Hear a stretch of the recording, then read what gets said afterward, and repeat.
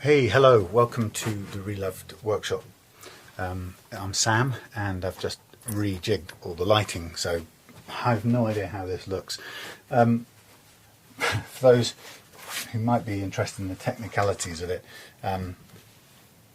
the video quite regularly was burning out when I was sort of zoomed out a bit in the far over here view.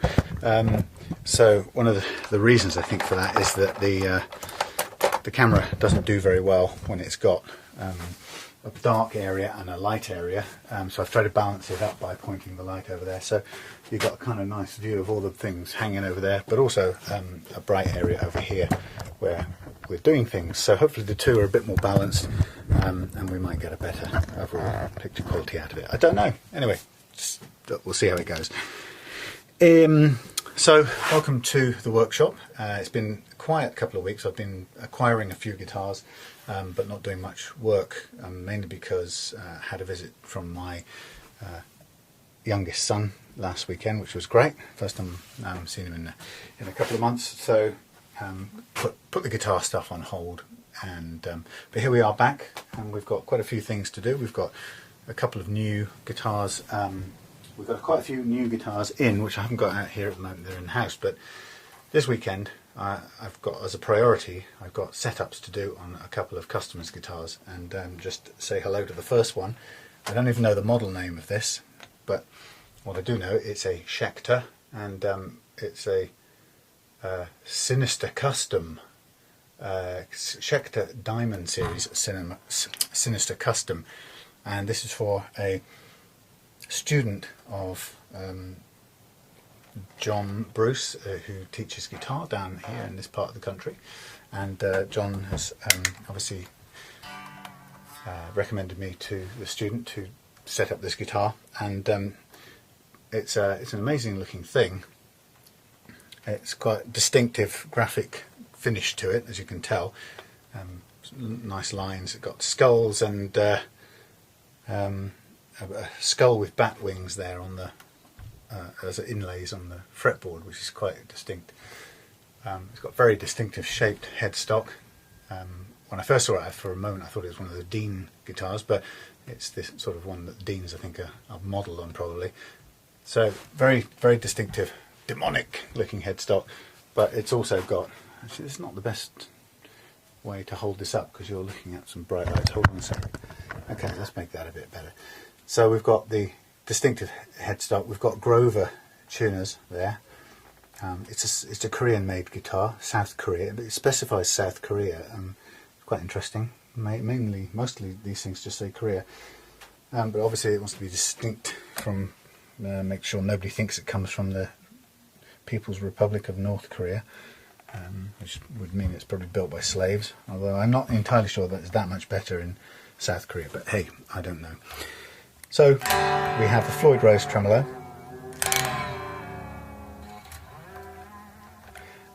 which is pretty standard Floyd Rose, and we've got Seymour Duncan. I think these are detonators, these pickups here, which I've tried out equivalents of these once before, and they're fantastic heavy rock pickups. We've got the pickup selector switch, 3-position, and we've got a coil tapping button, I think, here, which will probably turn these into single coils, although why anyone would buy a guitar like this for single coil playing, I don't know. And then we've got, right here, we've got a locking nut system, the tremolo, Floyd Rose locking nut system. So you've got really good quality tuners, but in a way they're sort of superseded by these locking nuts, which is great. It gives you your stability of tuning, and of course with the Floyd Rose it has to be set up in a particular way. Now I haven't had a chance to find out what the student, if there are any particular issues that the owner of this guitar has. Plays quite nicely at the moment. I think we can do a fret level for sure, or we can polish the frets up, and once we've done a fret level, I think what we certainly can do is drop this action a little bit lower, if that's what they're looking for. But I'm going to make sure I know what that is before I proceed with that. So there's the Schecter.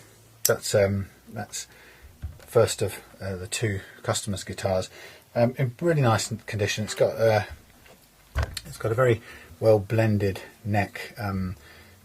I don't know whether this is a through neck or a glue neck, because you can get the same effect I think in both cases, but what you can see is it's got a very nice, it's a very chunky guitar. It's got a load of thickness to it, so it's very substantial and it weighs quite a bit, so you know you're playing one of these. Now at the minute, the action over the nut, action over the first fret is probably higher than I'd like it, and it's again, it's about a bit higher than I'd like at the top of the neck as well. So there's probably a bit to be recovered there, but you don't have a lot of control over the height of the strings over the first fret when you're working with the locking nut system, because that's already preset, if you like. You can, if you really, if this was my guitar and I really had to lower the strings, I might actually file this away, but I'm not going to do that for somebody else's guitar. When it comes to doing work on other people's guitars, I treat the locking nut system as a done deal at this end, unless somebody specifically comes and tells me that they want something else. So I'm just noticing a couple of little things here. We've got some cracking round where the pickups screws, or the housing screws, mounting screws are. In fact, we've got quite a bit of cracking here. Somebody's screwed those home too hard, and we've got cracking on at least 3 of these, 1, 2 and 3, which means it's not great, but nothing we can really do about that unless we have some spare surrounds, which I'm not sure we do. But anyway, so I'm going to put this off to one side and just check out a couple more guitars or another guitar, and then we'll come back to this one. Pause. Hey, good morning. Welcome to the Reloved Guitars workshop. I'm Sam. It's a beautiful day here. I'm going to take you and show you the outside world in a minute. But I'm just doing a bit of research before we introduce the next guitar into the studio, into the workshop. And you can probably tell by the black background, this is review section of Ultimate Guitars, I think. Yeah, the ultimateguitar.com, and if you can zoom up close, you can see that what we're looking at is a Synyster Gates Custom, or Synyster Gates guitar. And I'm looking at a few reviews, and interestingly, this is clearly a heavy rock, dark metal type guitar, and some disagreement whether it features a rosewood or an ebony fretboard. To me, it looks like ebony. But just watched a couple of odd videos, which haven't been terribly informative, because people just tell you how much they love it, and then they just crank it up and make a load of really heavy noise, and it sounds great. But I think what I can find out so far is that it's a departure from the usual Schecter style. And what have you got? Let's have a look. Yeah, it's an unusual shape, and there's a kid who's got one for his birthday. Just gonna play a bunch of speed riffs and some practice solos, so I hope you know them. That's pretty. Wow.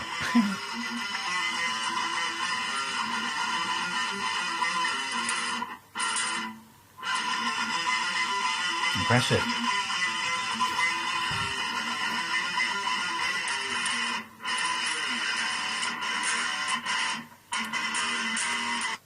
Nice, that's really good. That's the beast we've got, and here it is. Ladies and gentlemen, welcome to the Synyster Gates Schecter Diamond Series Synyster Custom. Not quite know what to call it. With its set neck, beautifully sculpted off and finished. It's got a full Floyd Rose malarkey there, with locking tuners up there, with what appear to be Grove, they say 18:1 ratio tuners, which I always think is it's a nice mark of quality, but it's a kind of shame on a guitar where they hardly do any work. But there we are. Yeah, so nice looking thing, and it's got all this fantastic skull and bat wings malarkey on the neck, on the fingerboard for you. And you know, according to people I've read about online, it's a review from departure from the normal kind of shapes that Schecter do. It's quite interesting. I've put it on the strap already, and it's nicely balanced, well balanced, easy to play. Pinstripe thing, which is very distinctive, and it has the strap locks, strap buttons on the sort of inside top edge of this top arm, which it ends up, when I play a guitar like that, it ends up with me reversing the strap when I get to this end, so it doesn't end up twisting itself off. I often find that guitars that have the strap button on the inside, you do need to switch the direction of the strap. But anyway, all great looking quality, and I don't know, legend has it that these are around about 500-600 quid new, and you can get them sort of 400 mark second hand. It's got these Seymour Duncan detonators, I think it is, pickups, which I haven't actually played before or heard before, but they're pretty aggressive. And it's got a push-pull single coil tap thing, switch between single coil and humbucker, and then you've got the 3 positions and your volume and your tone at the same time. So very interesting looking guitar. Some divergent opinions about the headstock. Some people think it's sort of a bit predictable and juvenile. Some people love it, but generally lots of really good things being said about this guitar. So I'm just going to put it in here for a minute and come back to it in just a second. So that's on the menu for today, and as I say, I'm just having a quick scoot around to see if there's anything I can discover that I need to know about it, because one of the things is I've not been able to I can see how much it cost in Amazon, 629 quid, but and it's just got one review in Amazon, but everyone loves it. But it's got loads from overseas, and it's 5 stars all round, so everyone who likes that kind of guitar loves it generally. But I'm looking to see if there are any particular issues with this guitar, and part of the reason is that I don't actually know just yet what my client, I don't know my client because it's come through someone else, so it's arrived on my doorstep with a kind of sort of implicit instruction to set it up. But I'd like to know something specific about it, so I'm kind of holding off until I can get in touch with the guy, the music teacher of the owner, if you see what I mean. So I just find out a bit about the history, because there'll be some particular problem, and I can tell that because the case has got a tag on it from another guitar tech person, maybe 60 miles in that direction. So they've obviously taken it somewhere and it's come back and they've not been satisfied with what happened. So with that in mind, it's really good. Well, on one hand, it's not good to know. It'd probably be great just to go ahead and set it up and see how much improved it is from what it is now. Or the other approach is to find out what it is in particular that the owner is not happy with, because there's clearly something, hence it's being backwards and forwards. So I think I'd rather know a little bit about it, so I'm going to hang back until that's done. But meanwhile, just doing a little bit of that research stuff. What I have got to get on with in the immediate meantime is this dusty Squier Standard Stratocaster, and got this chance purchase in London this week, and it's one of those lovely bog standard sparkly black standard series Squiers, and they're just fantastic. And so a little bit high on the action, definitely a few things need reloving on this, but it should be a really straightforward one to do, so I'm going to crack on with that one any minute now. But I did say to you, I did show you a tiny view of our world outside. Here is the studio, of course, the workshop, which is looking a bit untidy at the moment because we had someone staying last weekend, so the whole of the house, that normally the room that normally stores all the cardboard, became a bedroom again, as you'd imagine. And here we have the outside world on this beautiful Saturday in November, but it's almost December. And here's Mr. Morris. How you doing, Mr. Morris? Yeah, you good? And it is unbelievably nice here today. I mean, that thing up there, it's actually warm.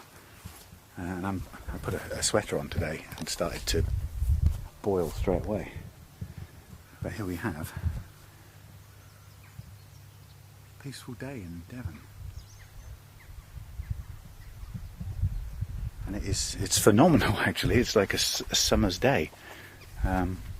Anyway, so just to show you how beautiful it is in this part of the world, our lovely backyard. So this is the place that we like to go and just walk and unwind and get out and about. So peace and tranquility.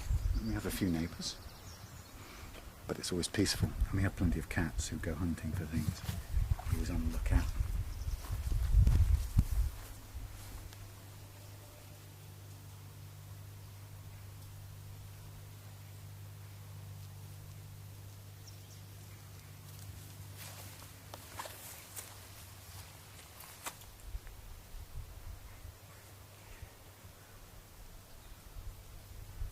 What are you looking for?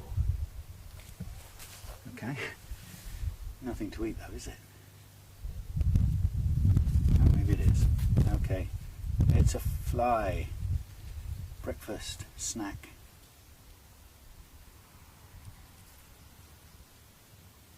This is brother and sister, by the way. One got the tail and the other one got the fluffy pom-pom. So yeah, I'm actually boiling in this silly sweater, so that's going to come off. So here we have the workshop, and I get to spend so much of my time enjoying taking guitars apart and making them play a bit better than they did. So okay, I will see you anon when I come back to the Synyster Gates thing from Schecter, once I know what I'm going to do with it. Meanwhile, we'll switch over to the Squire Standard Strat. Hey, hello, Sam here, Reloved Guitars Workshop, and here I have the Synyster Gates.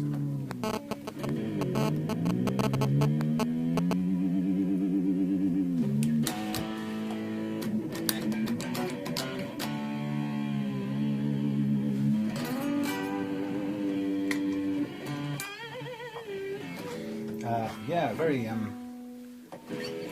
tremolo-y, you know, power divey. Yeah, interesting guitar. This has come to me to be something to be done with it. So just trying to get a sense of what I've noticed with it. Is there anything wrong with it? Well, the action here at 24th fret is 2mm.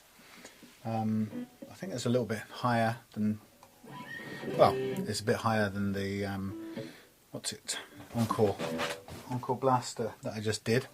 Let me just shut this door a second. So yeah, a little bit higher than that, which I suppose is, oh dear, you need some help. Yes you did, don't you? Cat's got in the bag. I think there's a song in there somewhere. Come on you. Ow! So, it is a heavy rock type beastie. Synyster Gates, interesting character, interesting guitar. Not cheap. We're talking, I guess at least somewhere in the region of 500 quid when it's new. Possibly more. Let's get 500 or 600 quid. So, let's just get these things. So yeah, it's a case of what's wrong with this guitar. As I said before, all I know about it is that it's been to a guitar tech in the past, and what I hear is it came back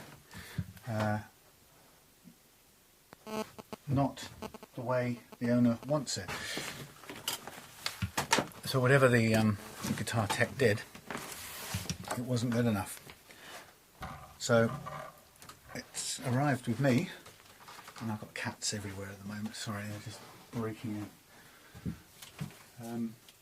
Yeah, so the interesting bit for me is to try and work out how I can make it play better. To be honest, there's not a lot. When you add it all up, there isn't an awful lot you can do. I mean, in one sense, it's the good part about what I do. Sorry, you're going to get blasted with that stupid light. My mistake.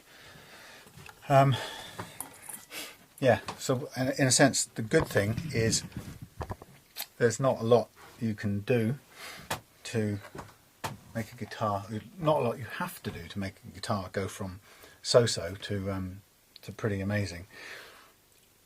But the flip side of that is if the guitar isn't performing particularly well or somebody's not happy with it, there's equally not an awful lot you can do to improve it, because there are only a certain number of things. So I can see straight away that I can lower the action on this, providing, well, as I suspect, the frets might not be all perfectly level. So I'm going to go ahead and do the usual thing to it and give it a sort of all over clean. As I mentioned before, there are some cracks here already. I hope the owner is aware of these, because that wouldn't be great. But anyway, I'll take some pictures. They're not very clear under this light, but these little housings are cracked. Somebody's tightened them up too tightly in the past. So apart from that, everything else is in good nick. Tremolo is sitting horizontal in its place, so it should be a simple matter of getting it back into that sort of position once we get the new strings and everything's done. So as I say, really all I can do is improve the action. I don't have any choice or any control over the nut action, which isn't bad, but actually if I were just going to go and get a check on this, it'd be interesting to know what they've opted for on this Synyster Gates model. I'm going to go into sorry, having to make clunky noises. This isn't very well attached, but hey, I'm doing my best. Okay, so what have we got in terms of height? I reckon, just looking at that, I reckon that is 0.5. That's quite high actually. Oh Lord, cats don't please. So let's have a look. No, a bit less. 0.4 maybe. Let's try that. Could be wrong. Yeah, just about 0.4. So a little bit too high for my liking. But frankly, there ain't nothing they can do about it. But we've definitely got 2mm here at the 24th fret, which I can take down somewhat. Be interesting, first of all, as a very, very first thing, is to take that down using a Allen key. This bolt here is for adjusting. Let's take the tremolo off for a minute. It's for adjusting the action of the tremolo once it's been done. So let's see if we can make any impression on that.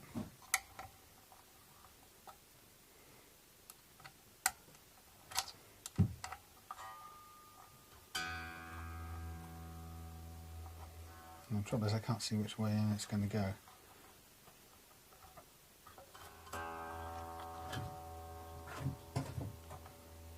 Right, that's going inwards. I'm taking the action down theoretically. Do it again on this side. A couple of times round.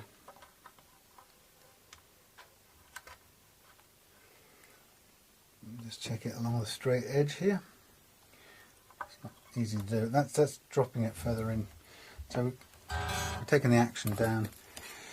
And now we're looking at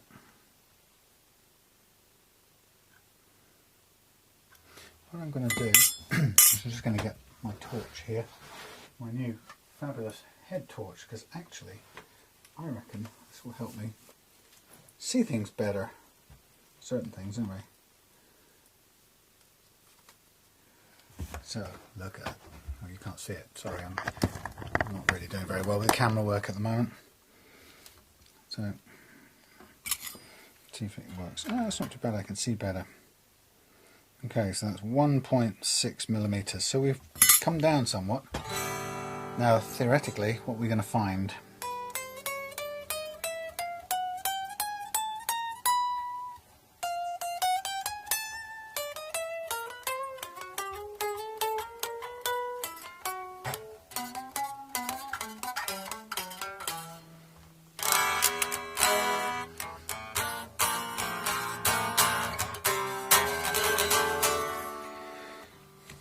well, question then is, do we get it any lower? is there any more available? So let's tighten it up some more. It's getting a bit stiff now.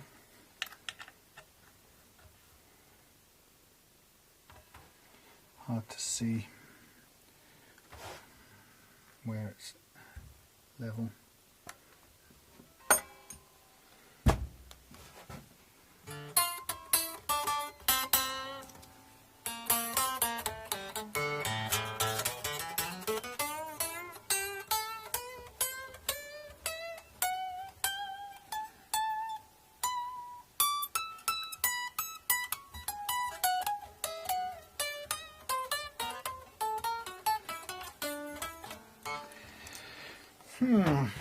Interesting.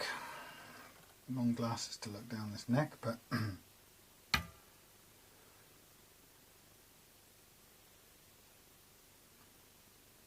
bit of bend, but not much. A bit of relief, as you'd expect. As I say, about as low as we're going to get on this Floyd Rose setup. I mean, if I basically screw it all the way into the unit, we can barely get any more lowerings out of it.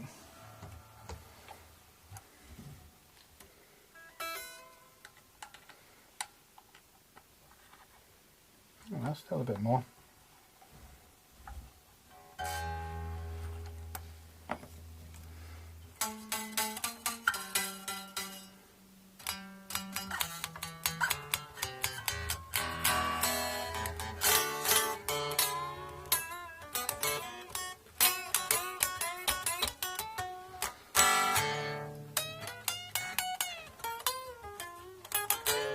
Well, I'm kind of surprised to say already that it's in good nick insofar as I've just reduced the action simply by oh, what have I done there? Breaking something. This is wicked. I feel like some sort of explorer. Well, this won't work very well. Oh yeah, not too bad. Well, I've reduced the action just by working with the bridge here. Okay.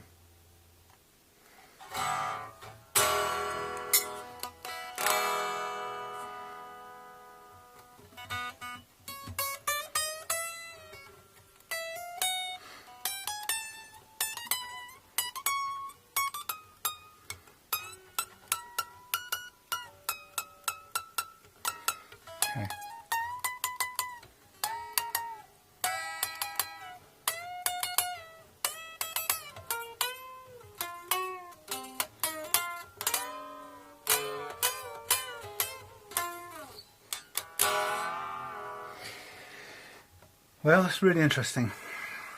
As I say, we basically got that action right down low without having to do anything, and the frets are obviously in generally good enough order to let it go down to that place. So I think, in a sense, that would feel a hell of a lot easier to play as it is. So I tell you what, I mean, let's just do our thing and see what else we can do to improve this, because get this camera to stand straight. Oh, I'm hopeless at this. Oh well. Yeah, let's just see. It all looks in good nick. I think I guess I'm just going to change the strings. I'm going to have a look at the state of the frets. If they're obviously uneven, then we can level them out, and they may make the notes ring a little cleaner at lower string levels. But that's about as much as difference as we can make. But having said that, I think the owner of this guitar would immediately feel the difference in this. I'm not sure why they wouldn't have set this action a bit lower themselves, based on what we've got here. You know, maybe anything from perhaps not feeling confident or able to, but it's certainly willing to do it. It's conducive to going down.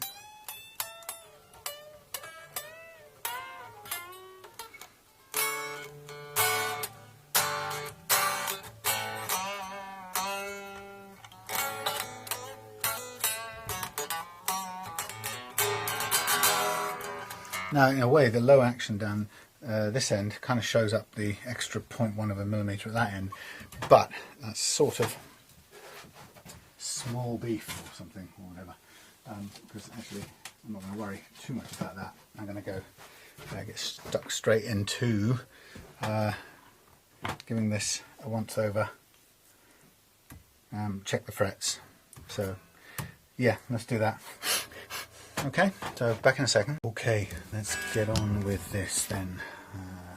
Try and keep the light balanced a bit better because it's every bloody where at the moment. Okay, I think I can see through this all right. So, plan of action. Let's unhook these, slack off the strings, and get these little fellas off.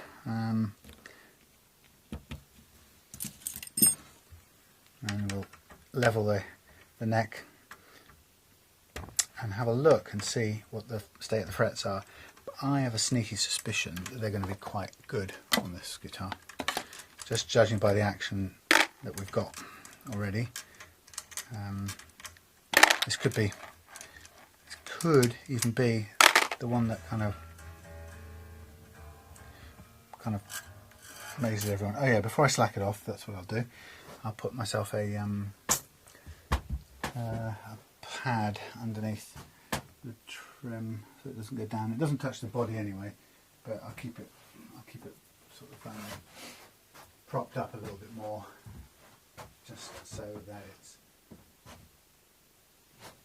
I'm not going to put any pressure. Now, where will it put the pressure? We'll put the pressure on the. Okay. I would potentially put the pressure onto the little metal prongs. I'm going to make myself a little cardboard widget.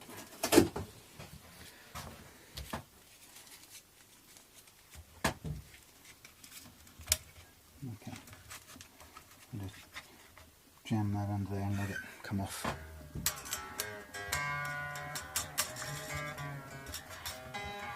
Now this is quite interesting. It's got a little wobble on it because of the way the strap button is arranged. But I like the way the strap button is arranged. It's quite a nice idea having it on the inside. Okay, so as this goes down, the little prongs are landing on the cardboard and digging in, which is great. We can handle that. And so I'll just get my string winder and pull these off. Now these strings are in pretty good condition, so it gives me an impression that they haven't been played hardly at all.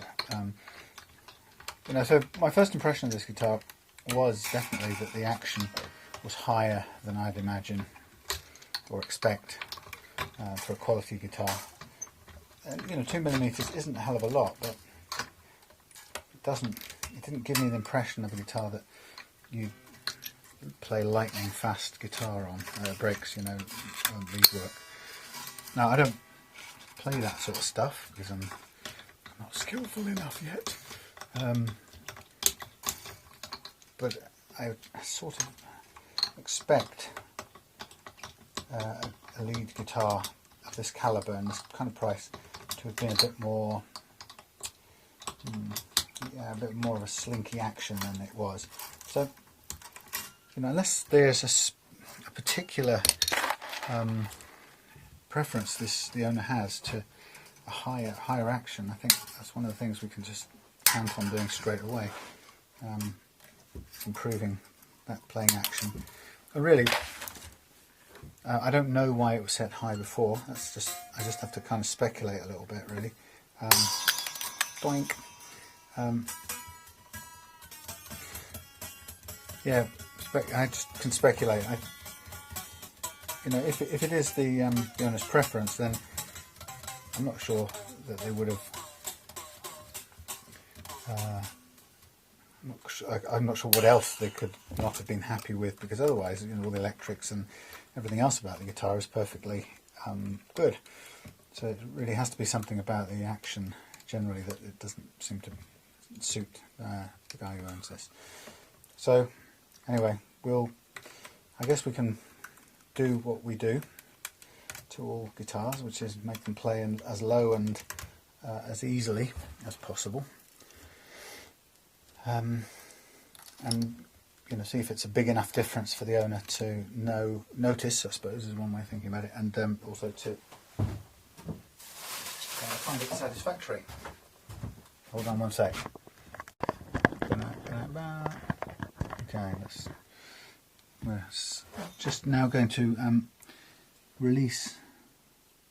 No, we're not going to do that bit. We're going to release each one of these. But we're not going to do that either, because the annoying part about that is it's sent the tremolo into the back there. So I'm going to release the springs on this. That will make it easy to get back into little units that undo the strings. Basically, we don't need springs in it now.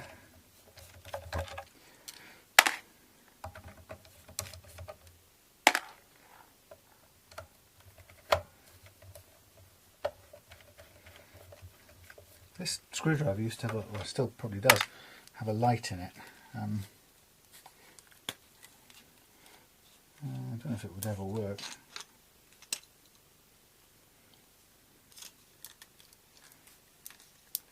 Oh yeah, insert batteries correctly. Oh, maybe another time.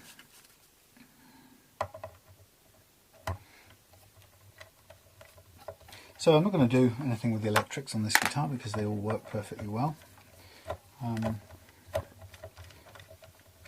It's just about the playing action, really.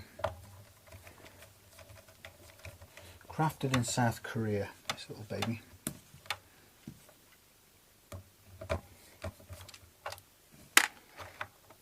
Okay, so fairly simple arrangement in here. The springs are in a straight line. It's worth remembering, or even taking a picture of. Just it's a little tiny detail, but you don't want to forget it. If you were to forget how they went in, then you sort of change things unnecessarily. So that's one off, two off, and three off. Okay, so that's all good. Nice steel block, good condition steel block, and that then falls out. I can just leave that still in there. It gives me access to it now, whereas before it was locked or squashed down. So now I can get in the back here with the correct Allen key. And theoretically, got to undo the little things that release the strings. Christ, somebody's done these up bloody hard. There you go, now come the string stubs. It always amazed me, these guitars, the fact they work by holding on to the end of the string, just by sheer gripping force. Which always seems a bit of an odd arrangement to me. Oh man, need a cloth or something.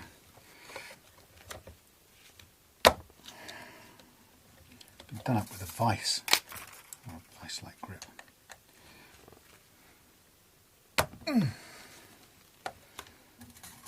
Somebody's making sure that the strings would never come out without unintentionally, that's for sure.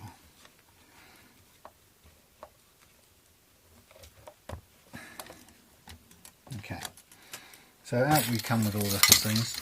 Shame in a way, they're good quality, but making me think that if they're good quality, then the owner has, I don't know, got this guitar back from the guitar fixers and, I don't know, not played it much, because either it could be that they didn't have time, but it feels probably more like this, whatever it is that isn't good about it has led them to just not really play it.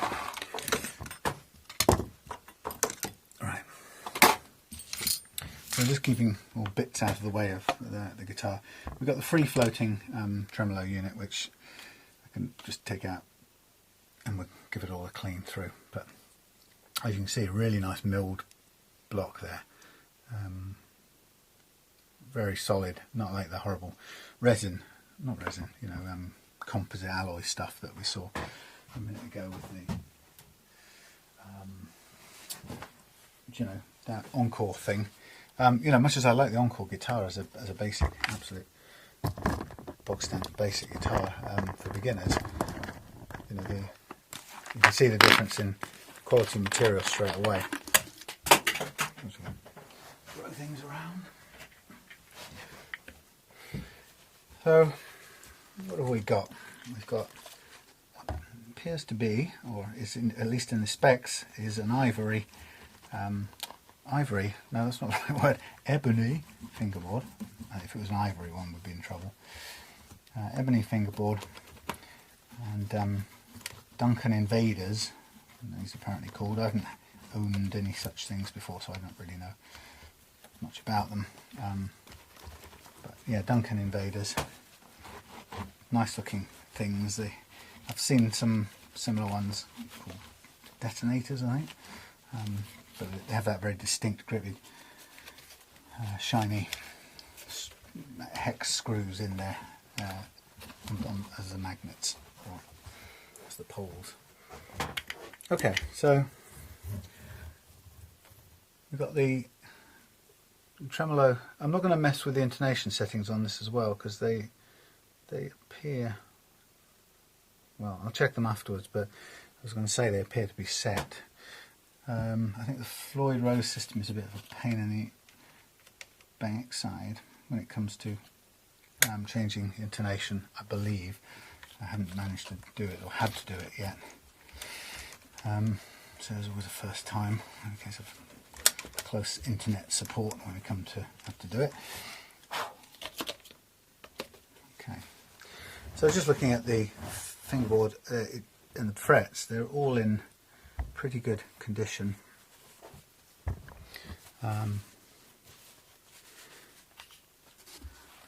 Say it's not ivory, it's ebony. I'm thinking of kind of Paul McCartney, Michael Jackson song for a moment. Pretty clean, in good condition. As I'm looking down or going through this, there's no real damage on the frets. But I'm going to have a closer look with my magnifying specs and magnifying glass,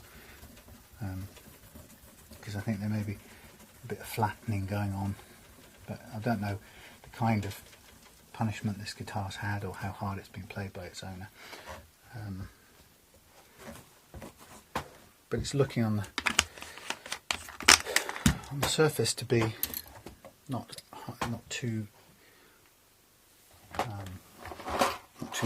worn in any particular degree. Let's have a look what we got. Yeah, a little bit of flattening actually down on this second fret, funnily enough, and some scraping where the wound strings have been heavily, vibratoed, pushed backwards and forwards, and a bit of flattening going on around here. So, I mean, you know, it might benefit from some of these little surface marks being taken out. I didn't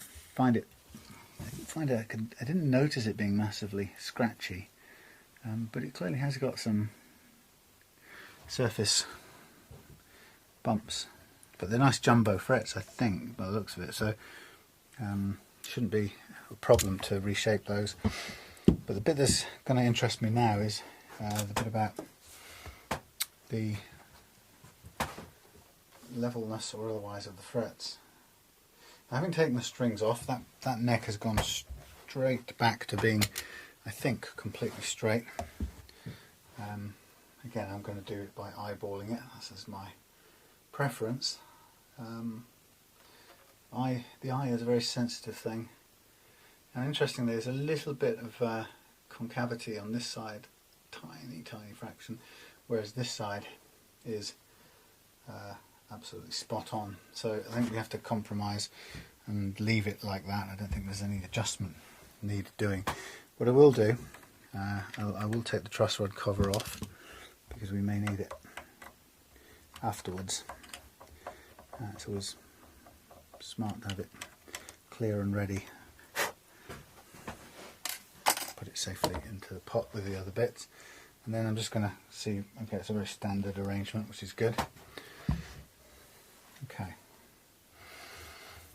So, given that we're starting out and saying it's straight, obviously it's going to bend back a little bit under gravity there. So I just pop something under the headstock, kind of cancel out the gravity. And let's just have a quick look. Let's see what stands out. Tiny bit unevenness, tiny bit, little bit there. So it's pretty good. Except there are some patches of unevenness. So I'm going to go ahead and get this masked off, because it does have some unevenness, and if we're going to get the best possible playing action out of this, and we're going to cure some of these, or get rid of some of these grooves, string grooves, then we're going to need to do that fret job on it, and that's, you know, where the magic happens. So I'm going to switch off, put the radio on, and I'll come back to you when I've got the frets all covered up. And in fact, I'm going to mask off quite a bit of this body here as well to protect it, and a bit of the headstock too. It's a bit of a long and boring process to get this whole thing covered in masking tape, because you have to get all precise about cutting masking tape into strips so you can do it. But it's more than worth it, particularly with a fingerboard like this. And in fact, this may even warrant some extra layer, possibly. We'll see. There's a cat's trying to get in. Let's see where we get to. Hello, Furry Morris. So it's a bit strange doing a guitar for somebody who I don't know who they are yet. So, you know, at the moment you're an unknown pupil of John Bruce. No, Morris, there isn't much room for you on here. Yeah, and so we haven't met, and I'm hoping that you're going to be happy with this guitar once I've done what I can do to it, because come out here, you lordy me, cat. Yeah, you know, with a guitar like this, there's absolutely no reason why. It doesn't make sense not to be happy with it, because it's beautifully made and it's a lot of money, and you should be really enjoying it. I suppose the secret for me is that every guitar that I've, just about every guitar I've done, and certainly the ones I've kept, I love playing them still. So get great joy out of them, and I actually don't remember having so much fun playing guitars that I just bought in the past. There's something about having made them play better that really feels great. Okay, now I'm going to hang this chap up for a minute. God, it's so light by comparison. I'm going to hang this up. This is going in the house a bit later on to get played tonight. I'll test out my new effects pedal. But meantime, I can put yours down, which is a bit odd because it doesn't really fit into these stands very well. It does stand up in the end. And while I'm doing that, I'm going to get set up with a load of masking tape. So I'm going to stop the thing, and in a minute you'll see me come back with the whole of the guitar masked off. Here we are. Yeah, right. Well, magically, this guitar has become swathed in masking tape, and it's ready to undergo a fret level checking. Just making sure that all of these frets are clear and can be reached by the files and the various files that we would use, and that all looks good. There's a little bit of paper sticking out there which we can slice off, and yeah, here we go. going to do a check now. I've done a quick pre-check. So I know this is going to score well in terms of just the sheer numbers or the raw numbers of frets not level. I'm just going to get another piece of tape here as well. Fill in this little gap.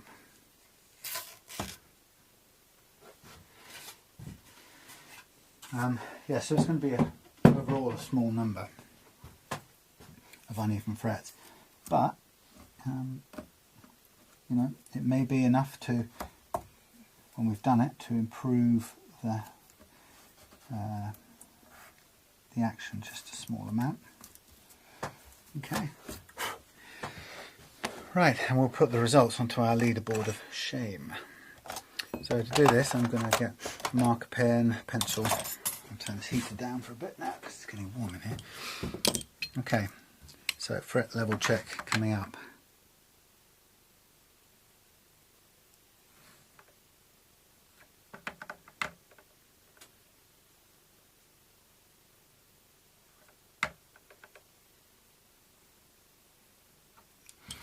So a tiny bit at the edge here.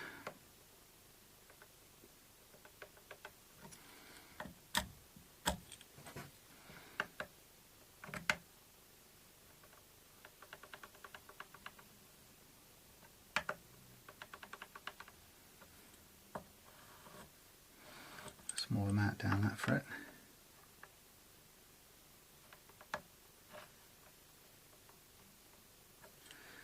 Small amount down there. And again, light, just a light pencil mark. This one's a bit heavier.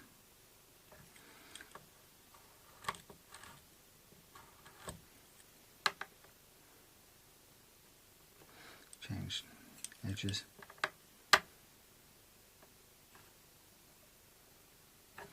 Tiny little bit there.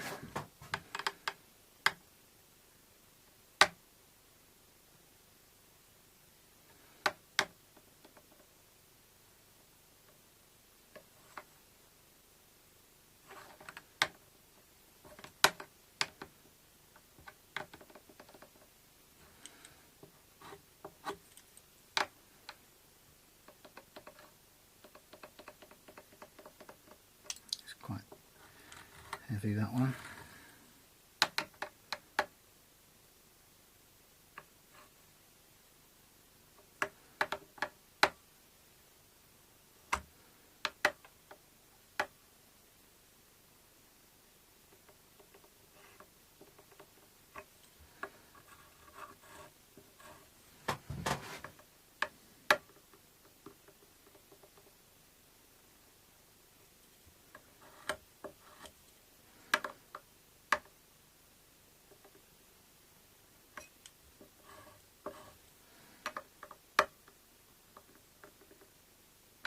So these amounts of unevenness are minor, but they are there.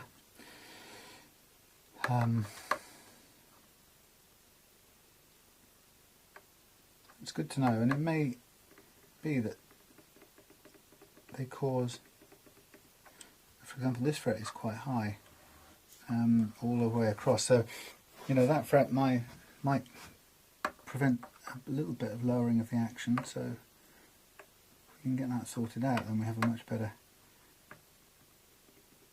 much more level playing field to begin from. Again, one with a bit of problem all the way across.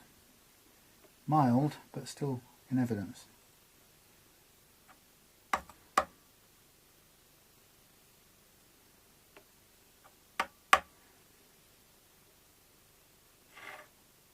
Okay,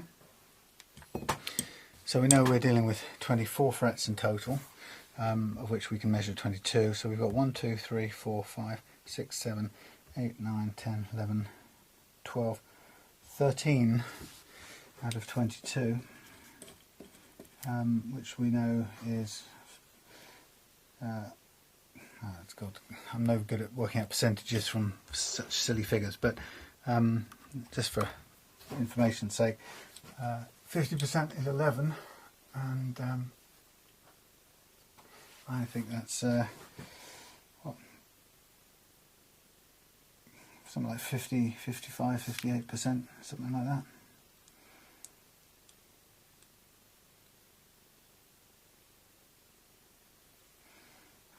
Would be 2/3, that'd be 66. 16, 14. See, no, I think that's 60%. Let's call it that. 60%. So let's just light this one up on our leaderboard just while we're at it. So we have Synyster Gates Schecter 60%. Now, not fantastic, not terrible, but you know, kind of up there with the villains. You know, same up there with a no-name Les Paul copy costing £100. Up there with a vintage SG Squire Affinity Strat. So you know, if you're £500 or £600, you're not necessarily getting anything massively more level in terms of the frets. Okay, quite a heavy guitar, so it's sort of difficult to do this without. Yeah, difficult to do it.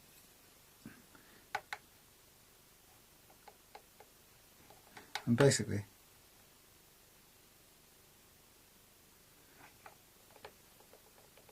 yeah, we're still getting the same reading, so that will do.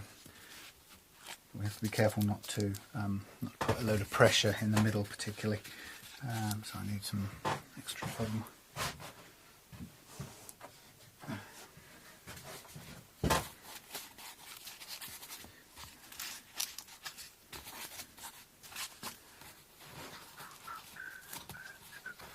Just a little bit of something here, please.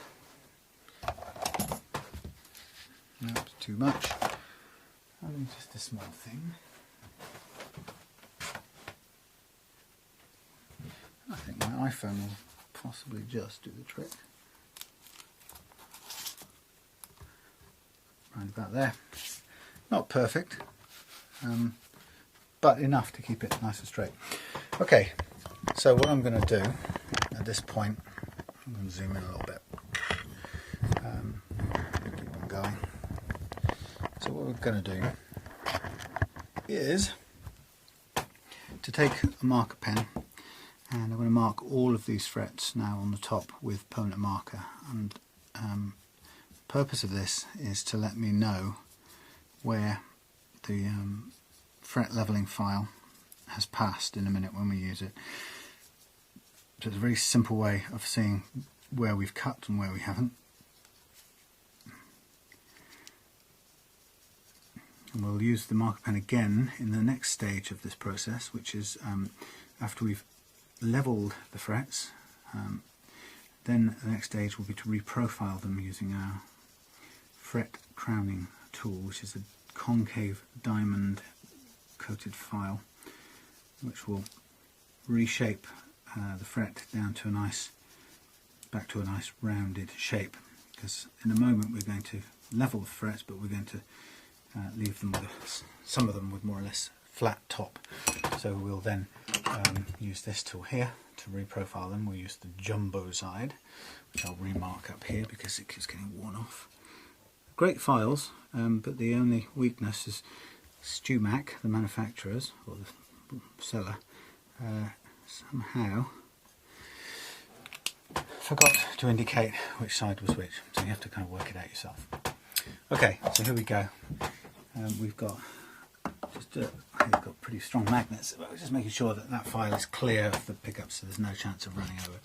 So here we go. We're going to level these frets, and we're going to follow the radius of this and run all the way down the very edge of this fretboard, and then we're going to come in and keeping the file nice and flat, and come in and just take a line into the middle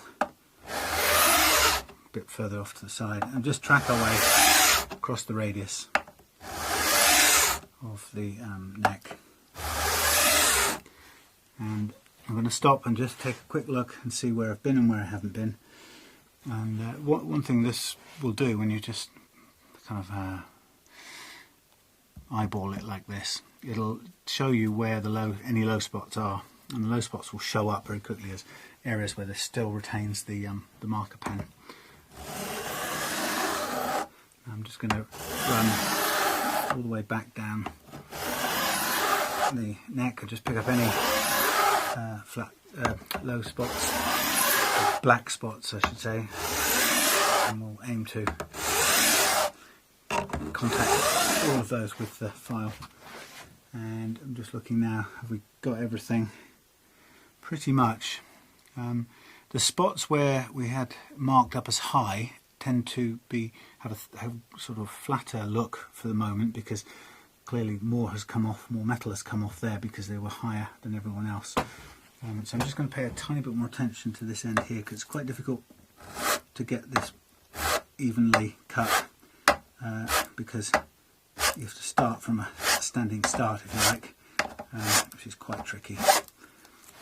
You need to make sure everything is contacted.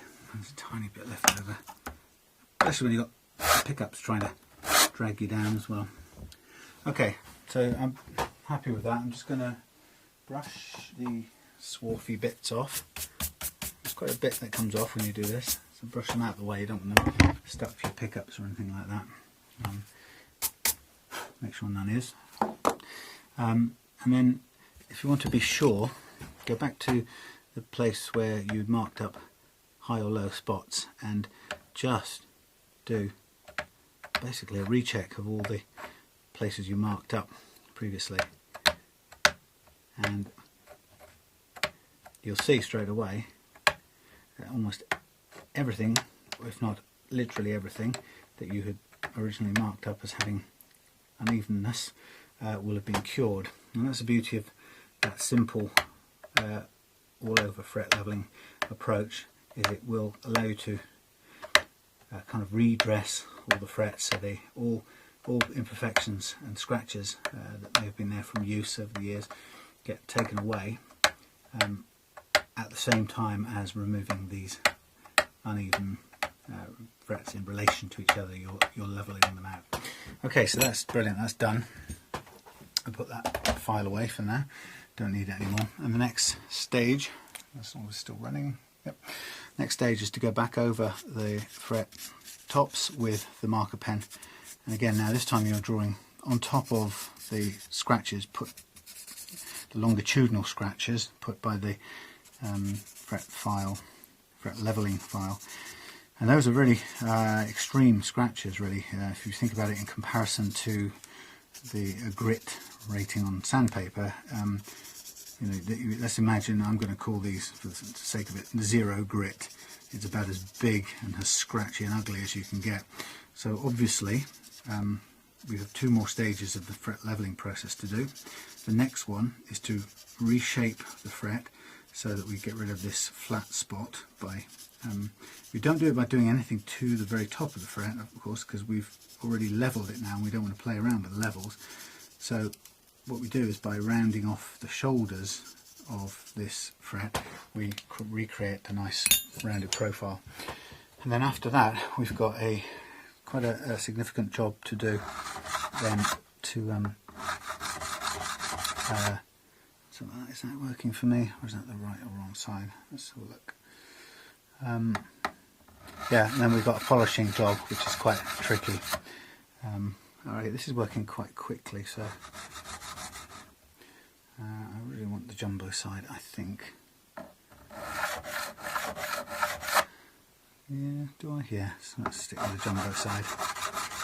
Okay, so this tool purpose is to let me reshape the frets so that they're no longer flattened, but in fact they have a nice curved profile like they did when you started out, or when they were new. And we want to do that, as I said, by kind of wearing down the sharp shoulders of the frets, so that we sort of reduce the flattened area by wearing away these shoulders towards the centre, and then we stop as we get to the centre and leave a little thin strip of the marker pen running down the centre. And if we do that, we know that we haven't lowered the overall fret any further. We've just rounded off the shoulders, if you like, that were left in the process of using the fret levelling file. And then once we've been all the way down here, then we're in a position to start polishing all these frets back into a nice playable surface. And that's going to take some very careful sandpaper work to run through a series of grades, and very, very close attention to whether or not we've removed all the scratches left by these previous tools, i.e. the fret levelling file that we levelled it with, and this file now that we're reprofiling it with. So it's not rocket science, it's just patience and thorough work. And if we want these frets to be nicely rounded and to play beautifully smoothly, we have to be certain to go through that process and pay attention to it this way. Okay, so it is entirely possible to do this operation by hand. You can do it with a three-sided file, which I used to do before I bought this. Sorry, Morris. But this is, you know, much quicker. It's more uniform. Although I have to say it's probably a little less accurate than doing it with the three-sided file. But you know, I guess you sacrifice in precision for speed and ease, a sort of medium thing. And actually the precision is not critical. As long as you don't grind the fret any lower, and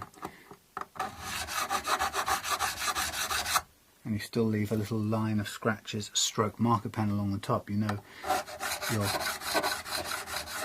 relative levelness is preserved, and that once you've done all your polishing, you will still have level frets, which is what all this effort is about at this stage in the process.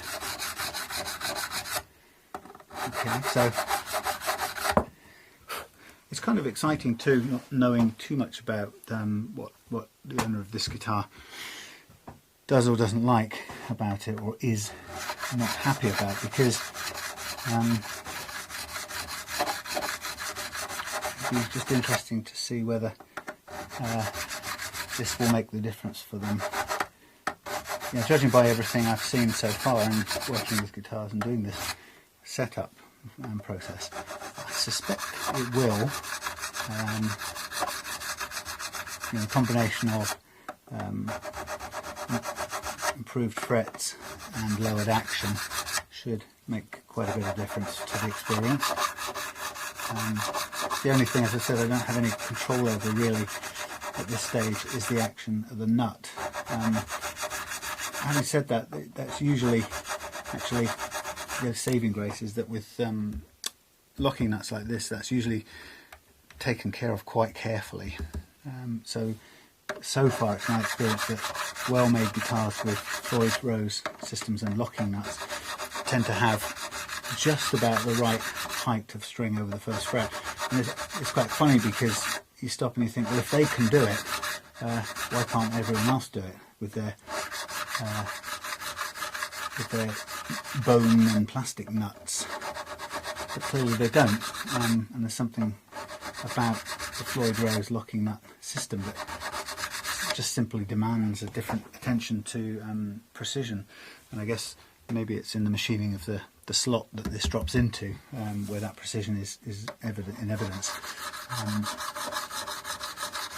And yet somehow that precision isn't there when the manufacturer puts a plastic nut in. They just seem to hack out a shape and drop it in with a blob of glue, and you know, as long as it sits there and holds the strings, who cares if it's an airtight seal, or you know, if it's precision placement, or of course with the locking nut it has to be much more precise. So I guess necessity forces the precision for the technology to sell, and then in doing so it kind of shames the other non-locking nut technologies because it shows it is possible.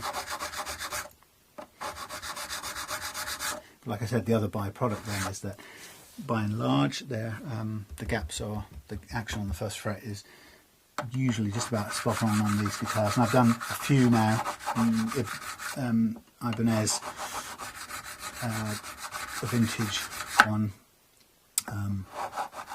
this one, yeah, and wherever there's a locking nut there is that precision, which is great.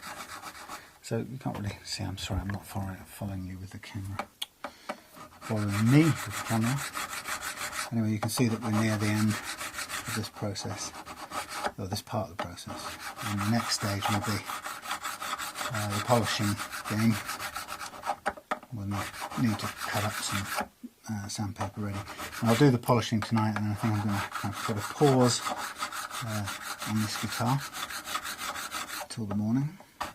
There's some friends coming over as well, so I'll put it on hold.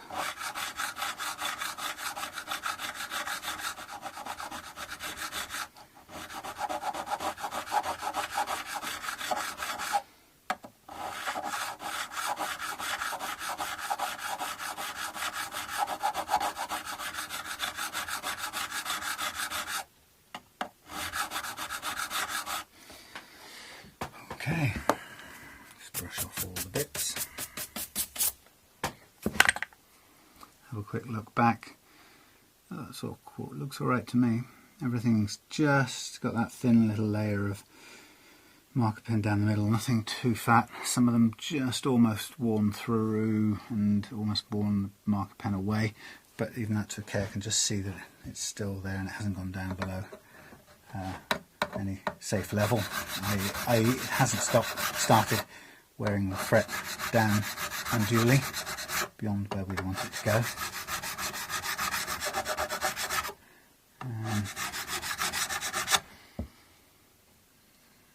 Okay, so what I'm going to do now is prepare for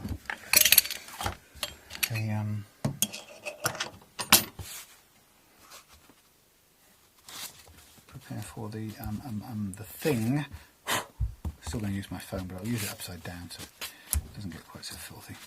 Yeah, going to prepare for the sandpapering stage, and to do that I have access to lots of 240 grit sandpaper, and I'm also going to need access to some 800 grit, and that 800, if I can find it, where's it gone now? Those are 240, and I seem to be struggling. Alright, there's the 800. I need to order some more.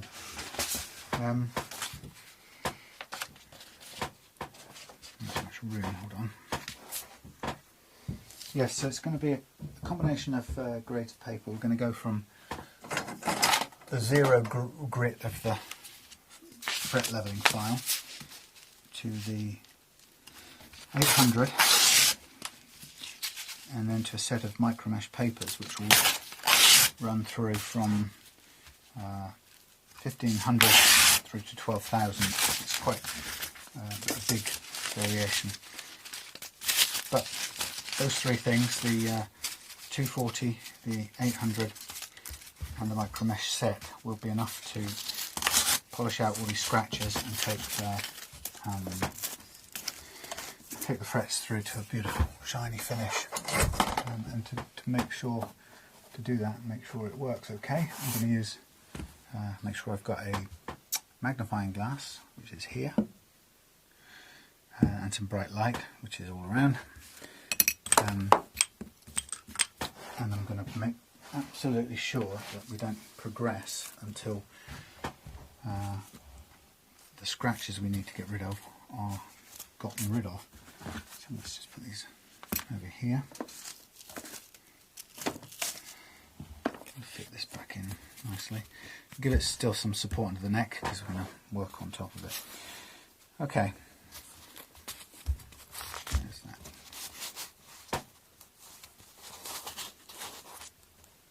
That's about right.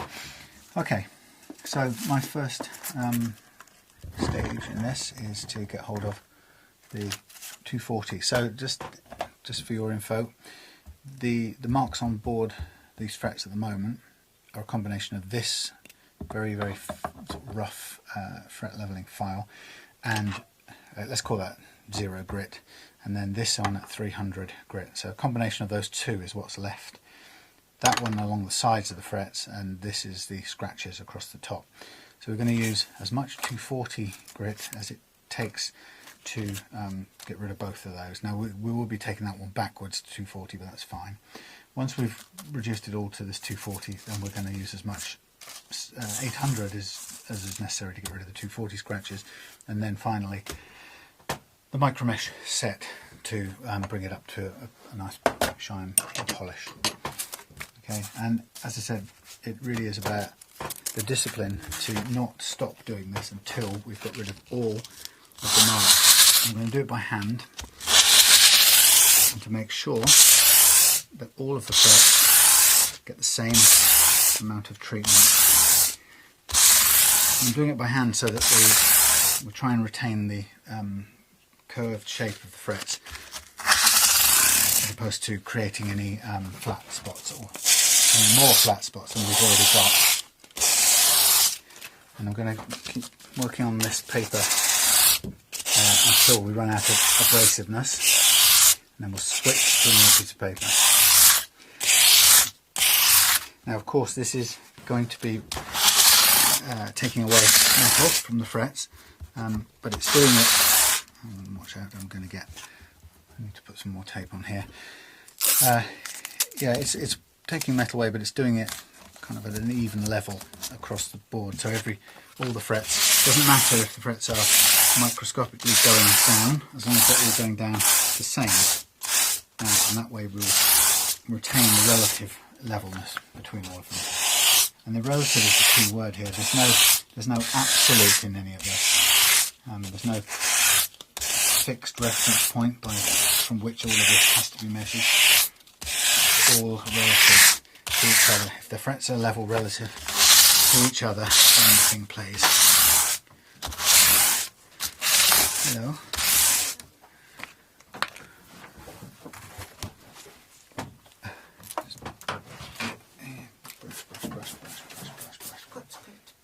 Oh. Well, not too far off. I'm going to stop after I've done the polishing. Alright.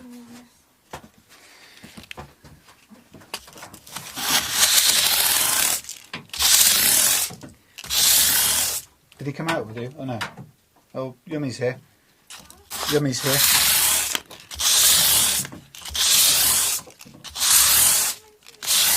Yep.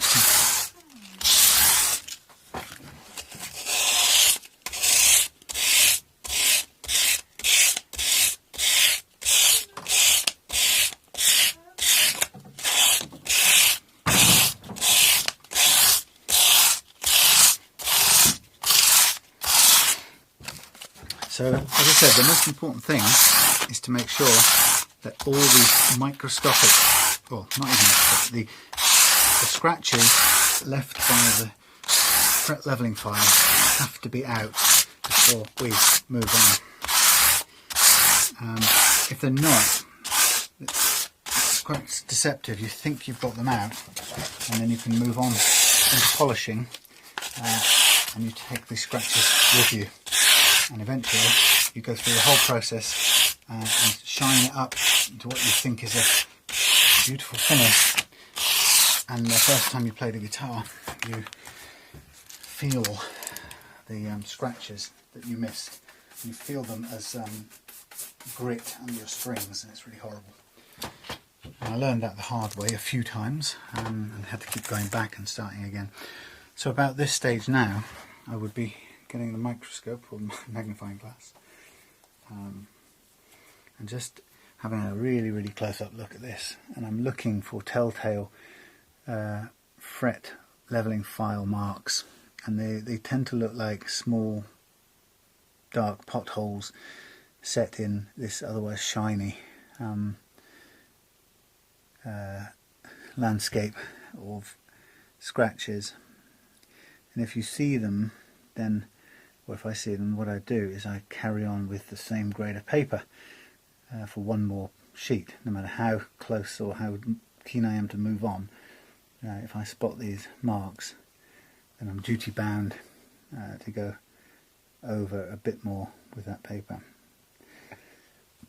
Now I have to say, at the moment I'm not seeing it, but I'm going to do a little test trick. Oh dear, excuse me. I've used a piece of 2000 grit paper, just tear off a bit, and I'm going to run it the opposite direction to what I've been doing. And this sort of appears to dull the frets for a moment, but what it's really doing is it's just polishing them the 90 degrees, if you like, to the axis that I've been polishing. And that actually helps quite a bit to show up any of these spots, these holes. And actually I have to say on this it's pretty good. I think we might be allowed to move on. Having said that, there's one mark down here on this final fret that I'm obliged to do. So my rule is, if I find it, I carry on. Just to be sure.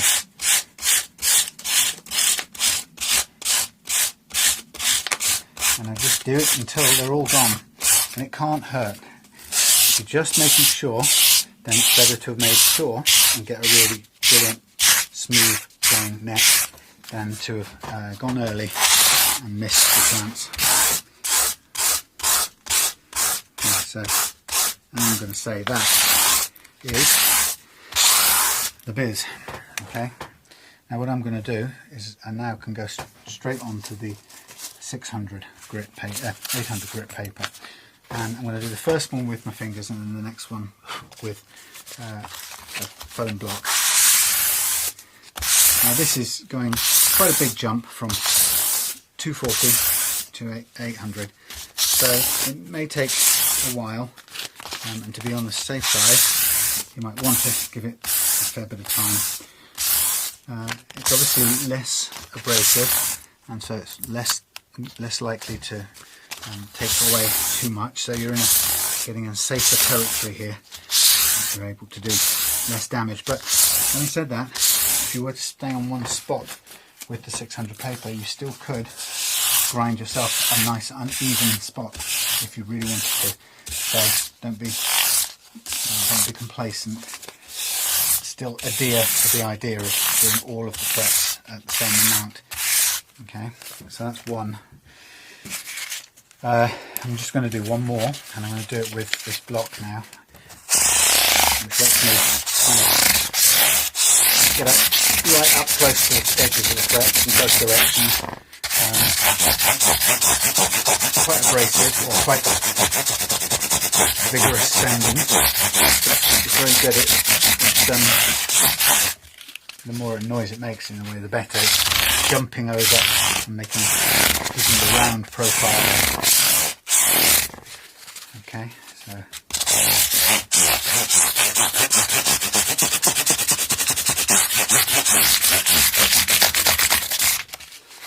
I think, and we're pretty much there with this 800 stuff.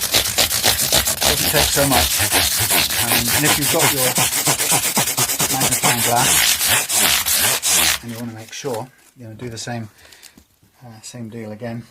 Brush it off, get a good close-up look.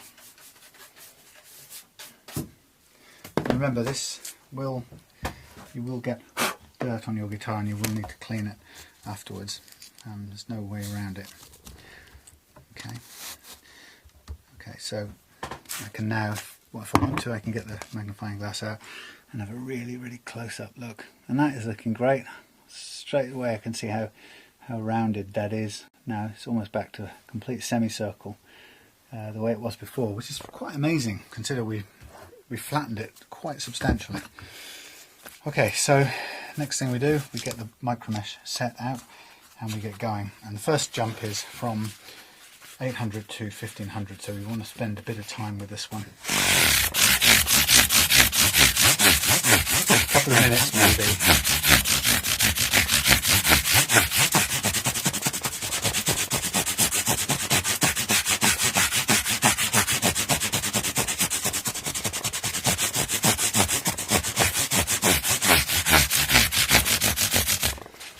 I guess all the while we're doing this, we're thinking about how we're tending to improve this guitar. And the improvement, kind of in material terms, is tiny. You know, we are just maybe dropping 2/3 of a millimetre in action, possibly getting slightly cleaner notes because of the level frets, a fraction less choking, a tiny fraction more resonance. So these feel like very, very, very small adjustments. But actually, what we know as players is that the tiniest adjustments can really feel like hugely different experiences.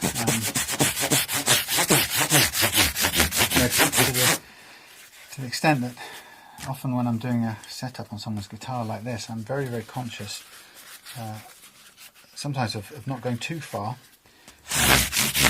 You know, with what I know I can do in terms of the action, or change the action, particularly around the nut end, by the way.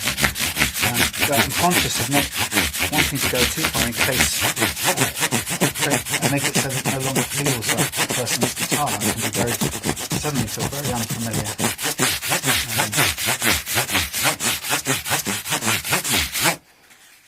So it's, you know, you're always thinking about that, how are you retaining the feel of somebody's guitar without going too far.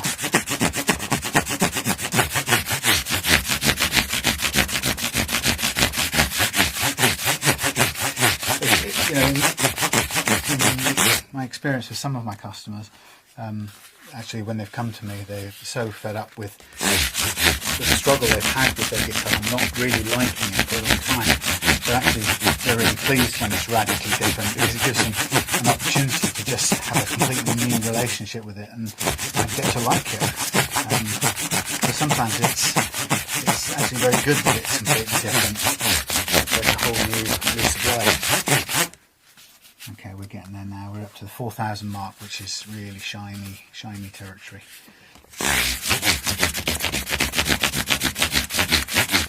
And this is a nice bit. We're heading for sort of polish and finish.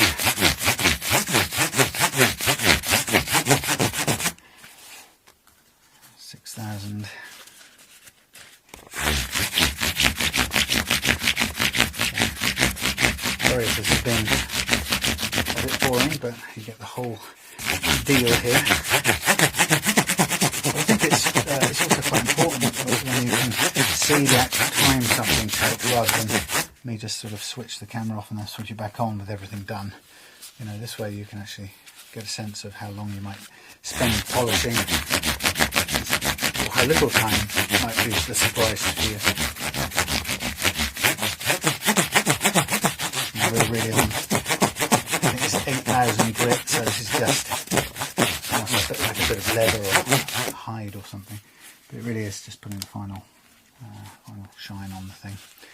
We're on the final one now, 12,000. And we'll be ready to unveil this lovely re-finished level of frets on this guitar.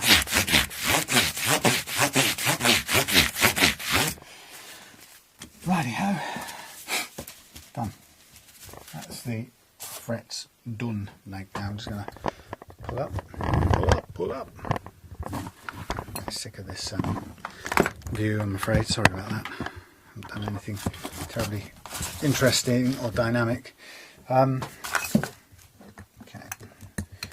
So what we have, let's remove this. My poor little dusty iPhone. Okay. So I'm ready to change glasses, and we'll remove the protective layers. We'll start with just taking it all off the body. And again, the body will still be a bit grubby because there's a lot of dust that's been kicking around. So we'll need to be prepared to always wipe that up. And we may get some tape residue, again, which solvent, lighter fluid solvent will help us remove. Won't be a problem. We can always peel it back if we ever That feels like it's sticking.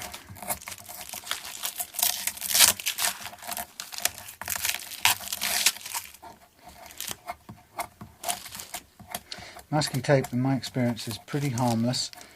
I've had one experience where the finish on the guitar was so poor, so badly applied, it practically wasn't sticking, so bits of it came off with the masking tape. But with modern, certainly polyurethane guitars, I've never had that happen.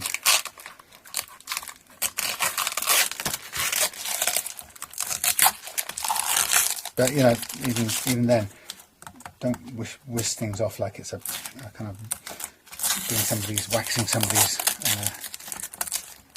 back or something. Just take it easy.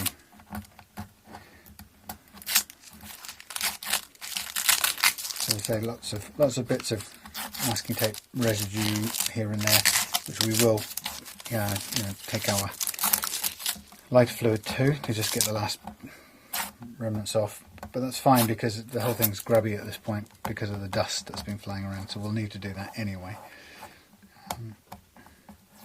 Okay. Little bits, right. Get there. So it's not a quick process. As you can see, the whole thing of doing the levelling of the frets and the reprofiling and all of that stuff, none of that's quick. Probably about an hour and a half minimum to do it. Hence it costs money to do. Somebody's putting the time and expertise into it to get it done. But I think, given the time it takes, it's not hard to see why it it mostly isn't done. Because somebody's got to do it and somebody's got to pay for it. And if it's a manufacturer, then their guitars are going to cost more. If it's the retailer, then their guitars are going to cost more. And ultimately, if the customer wants his guitars at a low price, then it's the customer, I suppose, that in the end sort of makes it that this work isn't done, because the market will do the work or price things at what the customer will bear. So it's interesting how this is not included in any guitar that I've ever seen come out of the factory yet. I'm sure there might be some custom built things that this work is taken care of as a matter of course. As I say, not on anything I've ever seen so far, so all very interesting. And coming up on 60 guitars in the last few months in the workshop here, and as I say, never have I once seen a guitar without uneven frets. So it tells you a lot, really.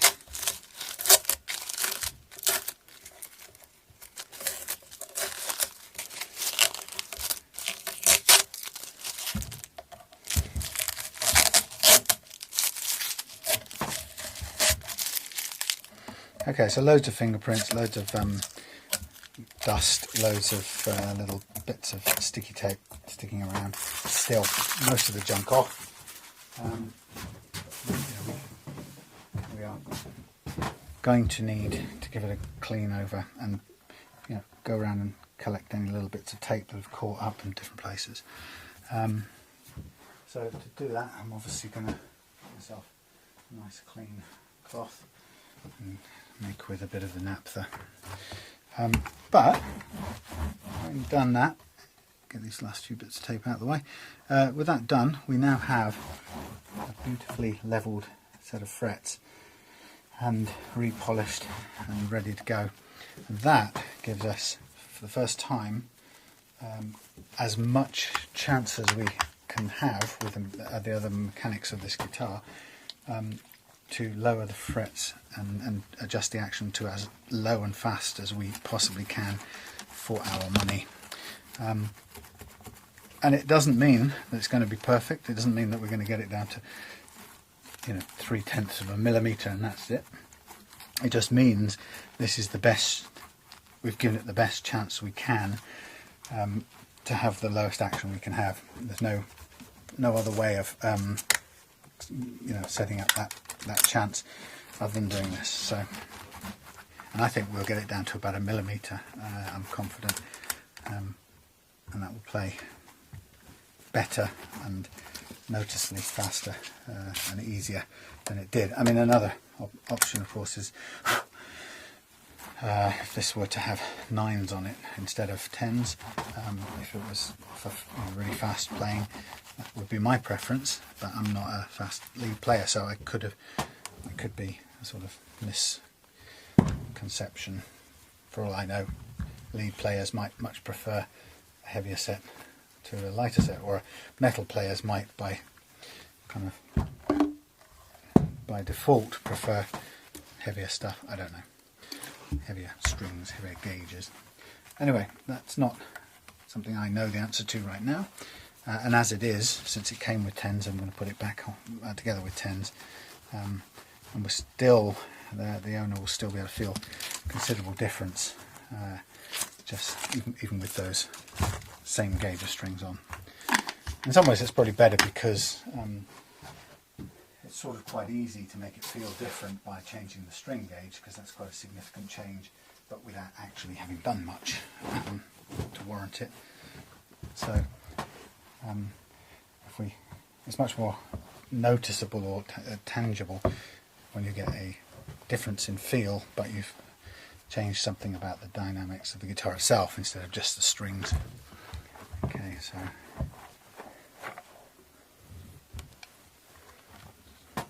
just going to give these edges a bit of a quick clean, get some of all the dust off, make sure it's as clean as it can be before we put it into its bag for tonight. These things always pick up dust. No matter what you do, you can't ever get them 100% clean unless you live in some sort of strange dust-free environment, which I don't. Right, tiny bit of glue there. Right. Okay, so that's it for tonight. Beautifully levelled frets, polished up a bit, ready to go. Spare parts in a little jar. We'll get a bit of a clean up done on the tremolo block tomorrow. But in the meantime, let's put them away. I'm going to take that one and this one, both of them, back into the house for safekeeping. And we'll give them a bit of a go on either tomorrow or possibly on Sunday. So there we are, folks. I've been Sam Deeks. This is Reloved Guitars Workshop. It is late at night. I thank you for sticking it out with me. Sorry about the boring camera angles in the last little while. But there we have the fret levelling and re-profiling and polishing on a very interesting Synyster Gates. Ignore that shape is Synyster Gates heavy rock guitar with Floyd Rose tremolo and Death's Head bat wing weird things. So yeah, we'll see you in the next bit. It'll just be like a bat of the eye or something. But thank you for sticking with me for the whole of this time, and I hope you found some of it useful anyway. So, see you soon. Hey, and here we are, back again, a different day, with the Synyster Gates from Schecter. And now is the time to put back on the strings and get this little fella under load and have a look at what we can do with the action. First thing, to just summarise, okay, we've got a clean, nice, dusted off Floyd Rose, ready to go back in, and we've got the springs ready to go, and we've got the locking nut parts ready to go, so we'll just have all of that to hand. And we'll also get ourselves a lump of cardboard, which is going to help take the protect the tremolo as we put the springs under load. It's always good having a whole store of cardboard everywhere. Okay, so that will do. I'll just seat that in there for a minute. There you go. So what I'll do, just to get the thing underway, as I'm going to put the first spring back in place with a pair of pliers.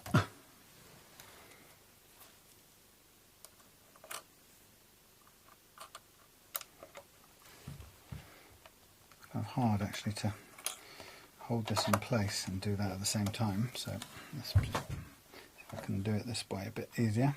Not a very good view for you, but come on, over you go. That's it, first one in.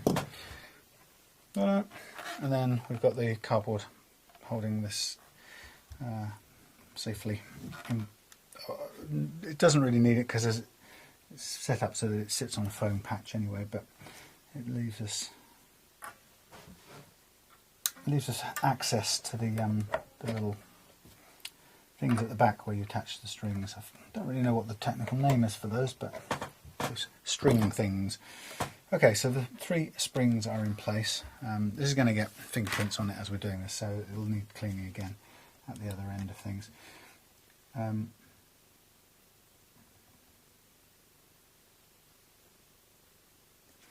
So what I've got is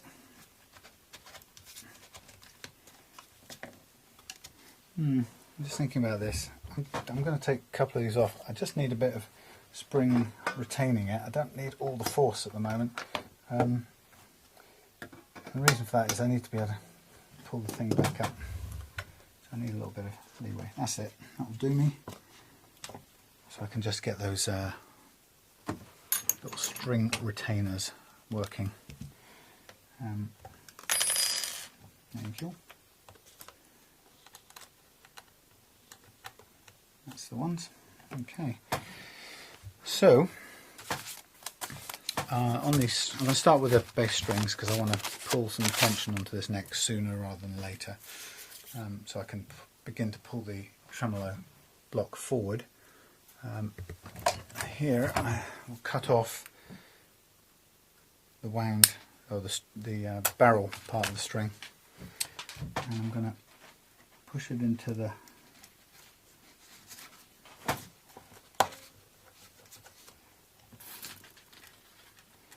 into the string holding bit,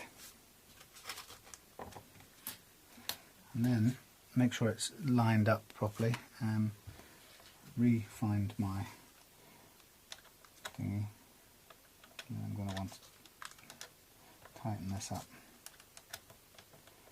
So I'm just going to make sure that that's placed in the right place.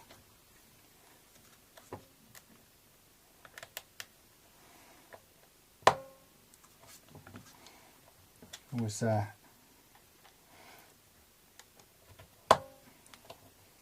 takes a fair bit of force with these things to hold the strings in place.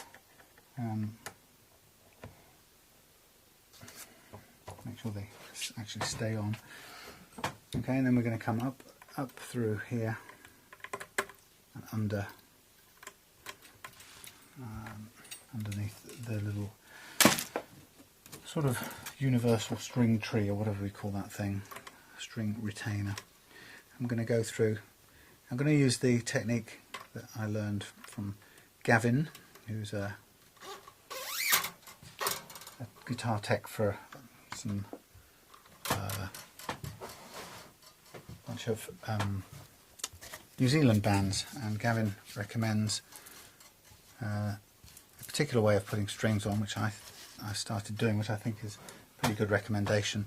So what he suggests is you pull forward full length and then come back, and I'm going to do it about a it's not really critical on this, but it looks tidy anyway, so I'm going to do it this way.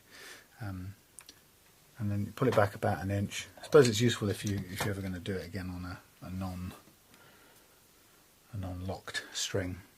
Pull it back about an inch and then use your string winder to start winding on, and make sure the first one, in fact I'll just pull it out from under here, make sure the first wind goes round the top above the loose stuff, okay, and pull the loose stuff through, and then come underneath the loose stuff and let the string wind a loop round underneath it. And I thought that's a pretty good little bit of advice. Again, not critical for here because you're working with locking nuts anyway, but quite a nice little visual thing to do, so heartily recommend it. So first string on, not under any tension yet really, put it under a bit of tension. I would expect that to start pulling the tremolo forward a bit, which will kind of be good because we can use that. It just makes attaching the strings, the remainder of the strings, a bit easier for now. Some people, lots of different ways of doing it. I think some people will put the strings on first and then put it under load and then start attaching them, to each their own, I suppose.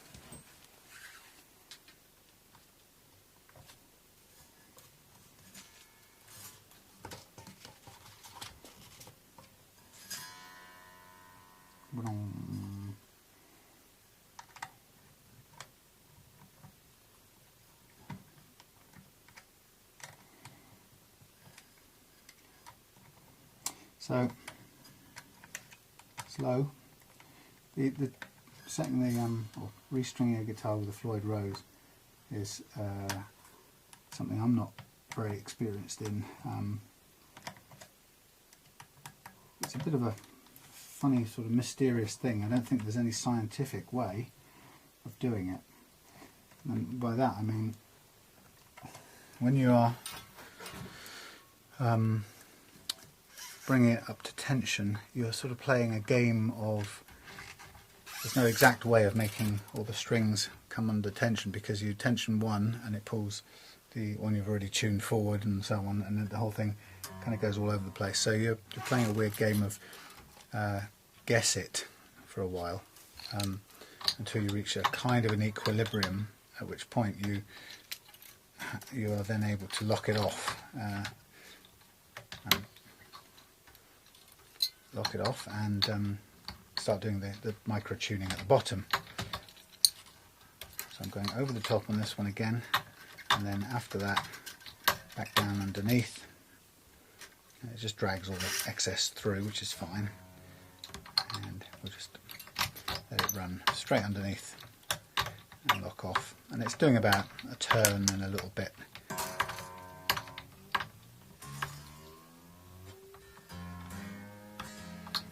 So as this one tightens up, it slackens the one on before. And I'm going to just crop these a bit so there's not so much dangling about.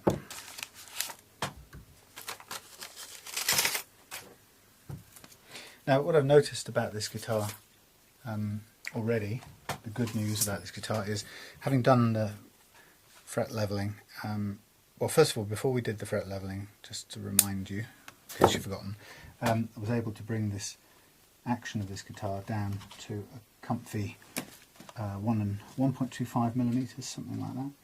And since doing the fret leveling, I expect we're going to have the option to do this guitar at about a millimeter action at the 24th fret, which is probably where anyone who's going to be wanting to play lead guitar with something, with a guitar as good, great sounding as this, is going to they're going to want their guitar to be low and fast. There's no reason why this guitar shouldn't be.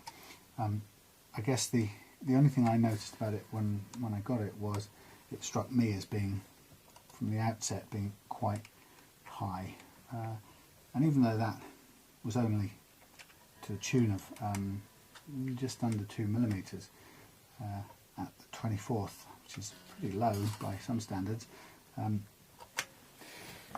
For me, it just felt a little higher than any of the other guitars that I have or set up. And not having instructions directly from you, the owner, or if that's you watching it, or from the owner, if it's not you watching it, not having sort of instructions or an idea of what wasn't working, it made it a little trickier to figure out. But I'm going to go on the basis that I would want this guitar playing with a faster action than it currently had.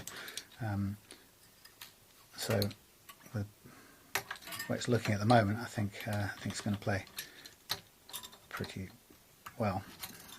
And the quality of the neck, I think, is such, it's pretty good. And now with the fret level on top of that, I think there's absolutely no reason why we shouldn't be able to get this guitar playing at 1mm, just maybe 1.25 at the most. And I suspect that alone will feel substantially different. So as to why another person setting up guitars didn't do that, I don't know. I can't really venture a guess on that. Okay. Yeah, no, it's not for me to really guess. It might be, I mean, I could have it all wrong in the sense that you the owner might not have wanted it playing low the way I've done it. But I couldn't see anything else about it, to be honest, that wasn't up to scratch. I mean, you know, pickups were fine, the tremolo's fine. Everything about it's absolutely spot on, other than the action could be a lot better than it was, which is what we've done. So I'm going to assume, which is always a dangerous thing, but I'll make the assumption that getting a great playing action is the improvement that will make the difference. And if that's the case, then I'm not really sure why another guitar tech wouldn't have done that for you, because this guitar neck is of the quality that even without doing the fret leveling, I was able to take it down quite a bit lower than it currently was. So yeah, puzzling really. Okay, so just gonna the shape of this headstock makes using the string winder here a little bit trickier. It's not really comfortable on this particular string, and particularly if I'm trying to keep this above the excess. It's sort of hard to do. Come along, you can do it. Above? Are we above? Yeah, we're above.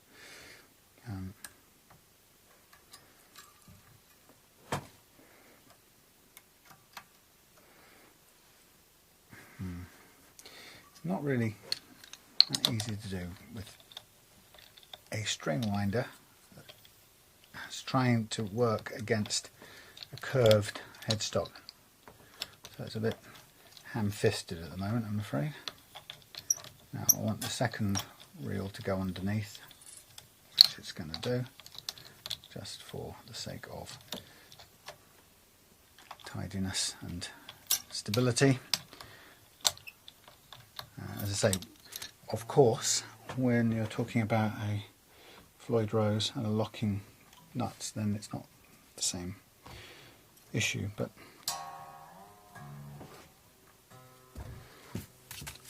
so what I will do is, once I've got these strings on, and I'm going to then I'm going to switch the video off and do the whole business with the, tried to bite me there, the whole business with the tuning up with the Floyd Rose off camera, because it's such a pain in the backside process. And I'll just report back to you when miraculously it's done. It's funny to think that there, well, as far as I know, there isn't a technological way of doing it. It's sort of salt over the shoulder process, which is a bit weird thinking about things in this day and age. Still, let's cut that off for now. Yes. Okay. It's always trying to bite me, these strings. I'm so destined to get bitten.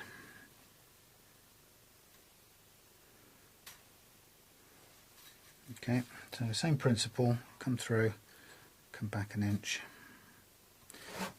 bend this thing and then just get winding. With a view of letting this first one come over the top of the string, which, so that's no, surely I've not, that's correct. I have thought for a moment I'd gone the wrong side of one of these posts, but there is no way I could have gone the other side of that. So I want this one to come over. It's not going to work, is it? Unless I can pull it up with my hands, which is what I'm going to do here. Over the top, please. Thank you. Followed by underneath now, please.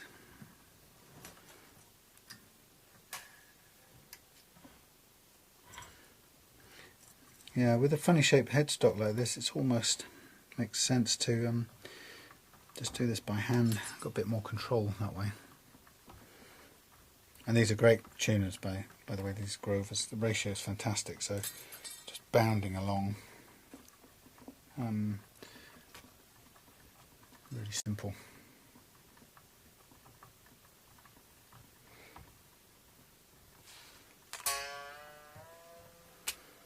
Okay, snip that one.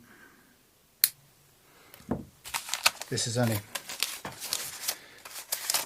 sort of preliminary snip. Once it's all in place, I'll cut those excess bits off. I just find they're a little bit safer at that length. They can't bite so hard. Okay. So this trem at the moment is way far forward, and that's because it's only got one spring in it. So I'm going to go and attach the other springs in a minute now. I've got this one on, and that's going to then pull it back down into place.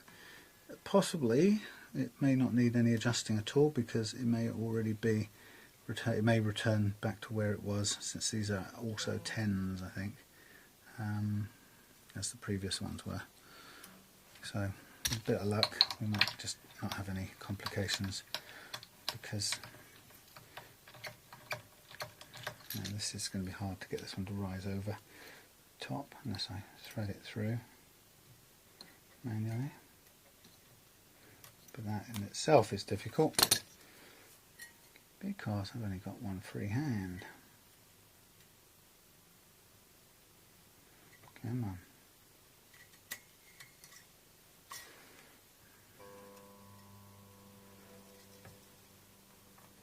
That'll do, one over the top, round, and then press one down underneath it.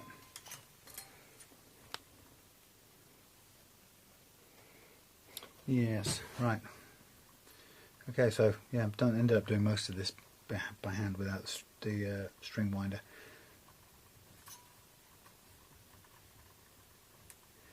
Okay.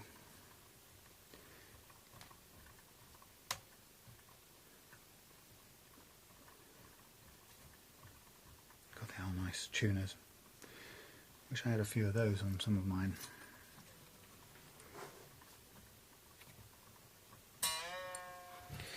Okay, there's all the strings on, all clipped to a certain length. Now we're going to go put on the other springs, and they have 3 parallel ones. It's very easy to get on. It's a very willing tremolo block coming forward, and there's all of those springs back in place, which gives us our proper tension. Okay, so here we have the guitar under tension.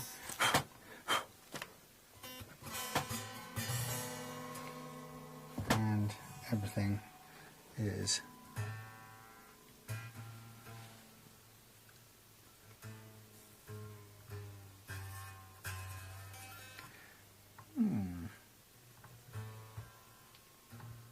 interesting gearing on that.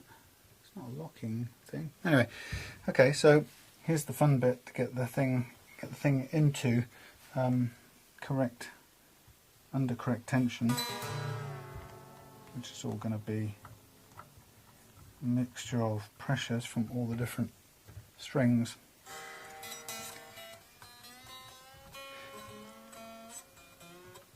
Now what I haven't got knocking around here is a guitar to do it with. Okay, so it's going to take me a little while, having got the strings on. It's going to be a kind of process of hit and miss to get it into place. I'm not going to lock down the strings, and I'm not going to put the truss rod cover on yet until I'm confident that I've got everything in place. But I'm going to stop the video for now, save you the boredom of me trial and error-ing to get these strings to the right pitch and therefore the trem under the right tension. And I'm going to go and tune the bass string first and start coming up on each string, but I need my tuner for that. So you'll find it very boring. So see you in a minute.